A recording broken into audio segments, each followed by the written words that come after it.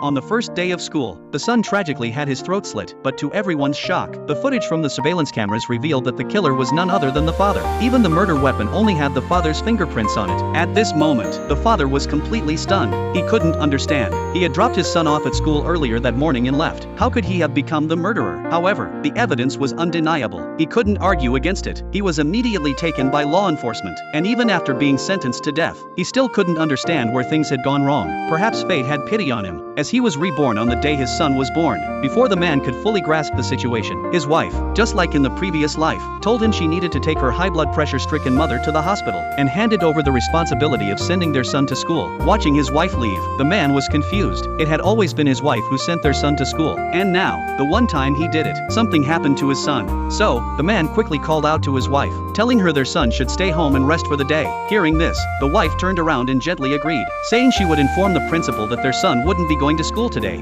Then, his mother-in-law kindly brought him breakfast. Watching their usual behavior, nothing seemed out of the ordinary, but the man remained puzzled. Suddenly, the sound of his son's voice came from the kitchen. The man ran to the kitchen and tightly hugged his son. Seeing his son alive and well in his arms, the man was overwhelmed with joy. He insisted that his son promise not to leave the house today. But just then, the man received a call from the principal, asking why he hadn't informed them that he would be sending his son today. When the man heard the principal's voice, he realized that the person the principal had seen might be the real killer, so he carefully inquired, without noticing that the killer was right behind him. When he realized something was wrong, it was already too late. Seeing his son die in front of him again, the man was struck with overwhelming grief, blaming himself for not changing the outcome in this new life. He couldn't understand who would target his son like this, and he still couldn't figure out why the surveillance footage showed the evidence pointing to him, even though he was at home at the time. Suddenly, something clicked in his mind. He quickly called his assistant, asking him to investigate something. The man then took his son to the living room, just as his wife rushed back from the hospital. When she learned of their son's murder, she reacted with the same shock as in the previous life.